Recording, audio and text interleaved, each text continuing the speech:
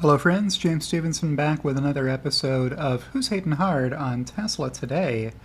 Let me move my camera over and then turn on the Loki's bed cam. Let me see if I can get the best angle here on Loki's spot. He remains curled up behind his blue blanket. You can see a couple of chihuahua ears poking up over the blue blanket there. But let's go ahead and focus on who's hating hard on Tesla today. It's Chris Fischer. At the time, you could tell his name was Chris Fischer. He has since changed his Twitter handle and description to not say that. But through the power of screenshots from 4 years ago, I'm able to recall that that's how he used to publish his handle and name. What are we looking at today? Well, it's been 4 years exactly since June 15th, 2019. And I wanted to walk you through some replies that I got to this chart when I tweeted it 4 years ago, captioning it, "Let's check in on how the Tesla killers, Jaguar I-Pace, Audi e-tron, and Porsche Taycan are doing, hashtag Tesla." Here's the chart, and you can see the blue line here is the Tesla Model 3. I put a little glow on all of these so you can see what they're doing. And then the red and the white lines here are the Tesla Model S and the Tesla Model X. The other three, the Tesla killers, you kind of can't even make out. They're so close to each other, the three lines for the Jaguar I-Pace, Audi e-tron, and Porsche Taycan. Barely above zero, any of them. So that was the current state-of-the-art charting and data as of 4 years ago from my account. You can see my old logo here had a white background on it, so it didn't really look that great on the chart. But this is not about criticizing the old formats of my charts. This is about the TSLAQ reaction to being confronted with this information. Remember, Mark B. Spiegel, Generalissimo of the TSLAQ ground forces, had gone to the Case Western conference the year before with 100 slides in his PowerPoint deck showing not just these three, but every other electric vehicle that had been announced by anybody, whether they were close to producing it or not. Just rattling them all off and talking about how every one of them was going to kill the Tesla. You know, he said the Porsche Taycan alone would destroy the Tesla Model 3, right? And that the Tesla Model Y would never happen, etc. So here's a TSLAQ member in good standing, Trumpery45. He's not who's hating hard on Tesla today. But he was the first to reply, asking, why are you comparing a luxury EV that isn't released yet, Taycan, a luxury EV that has barely been released, the e-tron, and a luxury EV in the I-Pace, against a historical Model 3 graph? And I replied, because expert short sellers assured me these vehicles would be killing Tesla beginning in 2018, beginning the year before. Well, I guess I'll keep reading. The TSLAQ rulebook says Tesla delays equal Elon lied, fraud, and BK imminent. Every other car company's delays equal complain if anyone even mentions them. So if Tesla's late, it's because Tesla's a fraud and they're going bankrupt. If anybody else is late, don't you dare bring that up to a TSLAQ member because they don't want to hear it. So here's my evidence retweeting the Short Shorts historian who was featuring a tweet from May 31st of 2017 from Mark B. Spiegel, who was retweeting Bertel Schmidt, another TSLAQ member. The I-Pace is not a Tesla fighter, it is a Tesla beater. And Mark agrees with that statement here, saying, yes, the Jaguar I-Pace is going to destroy Tesla. It's out Q2 2018, accelerated from Q3. Sorry, hashtag Tesla. So both Bertel and Mark B. Spiegel agreed that the I-Pace was going to be a Tesla killer And you can see from the purple line here, they got off to a rough start and they haven't done a lot better since. Okay, so let's keep scrolling down the thread. We got to get to more tweets. Here's one replying from Justin saying the S&X combined global sales are now half what they were a year ago. It is inevitable as soon as there is EV competition at a price point, market share starts to be spread among more and more models. So he's saying, hey, a lot of other car companies are going to make EVs, and when they do, Tesla's EV market share is going to erode. So what did I say? I said what I always say.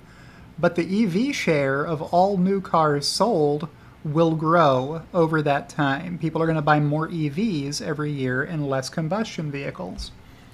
EVs are what? Maybe 3% of global sales in 2019. In 5 years, it'll be a big multiple of that. So by 2024, a lot more than 3% of new car sales will be EVs. The numbers have borne that out. Already this year, EVs are way more than 3% of global sales. Tesla sales will grow tremendously every year, even as other automakers introduce more new EVs. This is not hard math. So there it is. I've laid out the case as plainly as I can 4 years ago, and Tesla's record deliveries in most of the quarters since have borne out that I was right about that.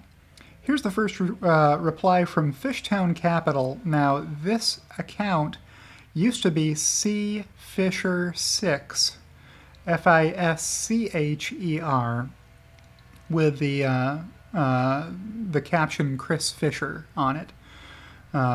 You have no idea if it will be a multiple of that, said Chris. Same kind of ramp predicted with hybrids, and it's been much slower. That they're dominating volume, benefiting from tons of subsidies, yet still losing billions per year should scare you to how badly run Tesla is. So I replied, okay, Chris, you tell me. I didn't know him prior to this, but his name used to be Chris. I'm just explaining. What share of new car sales in 2024 will be EVs? And Chris said, I don't know, but suspect the ramp will be slower than you think. But that's not my point. Tesla is at a point where it has everything going for it and it's still losing billions. Poo-pooing competition usually doesn't end well. You're supposed to use H's on these when you use that expression. I replied, Tesla is investing in massive capital projects to expand production capacity and economies of scale to lever sales against fixed costs, accelerating earnings growth, which we have seen happen since. The competition has nothing comparable, let alone superior, to bring to market in the near term, which is why Model 3 and Model Y dominate luxury EV sales globally and have since. Nobody else has a luxury EV that's comparable, that's anywhere near as compelling as the value you get if you buy a Tesla. Chris replied, here's where you go out to left field. They just aren't doing that. They aren't investing in massive capital projects to expand production. If you read their financials, you can see they've cut CapEx to the bone. CapEx and OpEx are also handled differently. Chris helpfully explains to me, assuming that I don't know that CapEx and OpEx are different. Investing $1 billion doesn't lead to $1 billion loss. Well, no. If you invest in capital projects, then on their in-service date, you capitalize those assets, and then you depreciate only the fraction of the initial capital outlay that corresponds to the expected life cycle of that capital asset. So I replied, visual aid, Tesla not investing capital in growing production capacity, with a link to a YouTube video posted by Jay in Shanghai, at ShanghaiJN. May not be an account anymore, I guess. Just showing a flyover of the Shanghai Gigafactory. And Chris replied, they've built a shell. Tesla China is a Hail Mary. A Hail Mary is an American colloquial axiom for the desperation play at the end of the game when you're losing. A hope and a prayer trying to heave the ball as far as it'll go down the field and hope that one of your players comes down with it instead of one of the players on the defense of the opposing team. They can't figure out how to build cars profitably here, but they're going to do it in China? This is your thesis? Making money in China is very hard.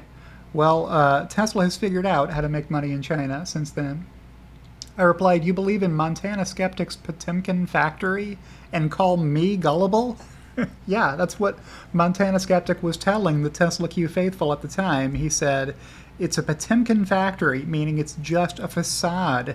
There's nothing inside it. It's just an empty building that they're putting up to make people believe that they're going to have a factory there one day. Chris replied, I think you're foolishly optimistic if you think it's going to save Tesla. And production is 2 years away.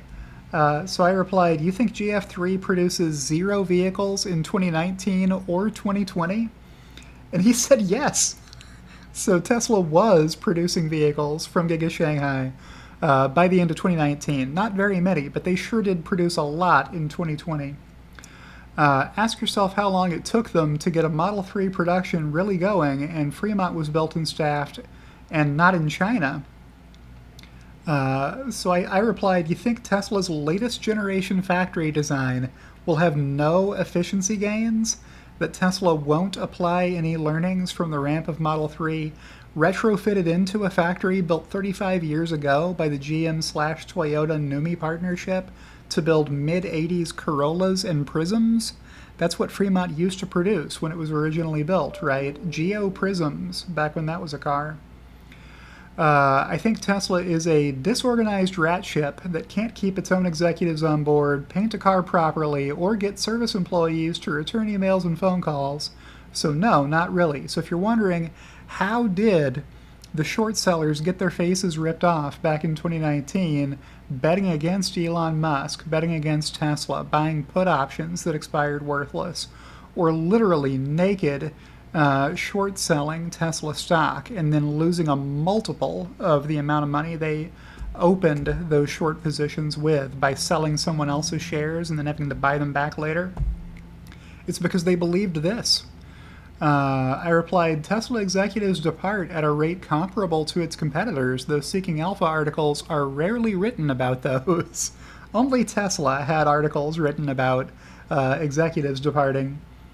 And Bob Lutz is a big fan of how Tesla paints cars. Sometimes he had to pull that card out because the Tesla haters were big fans of Bob Lutz, and he was a big fan of how Tesla painted cars.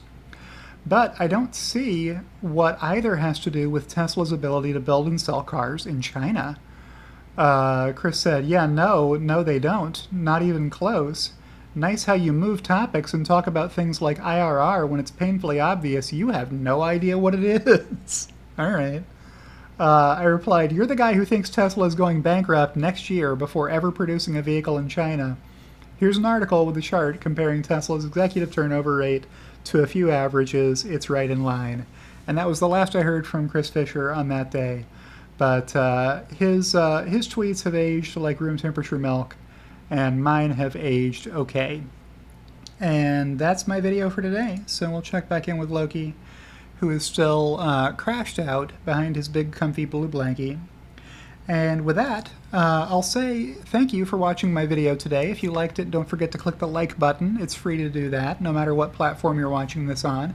If you're watching me on YouTube, you'll see a subscribe button over here you can click. If you're not subscribed to me, it's free to do that as well.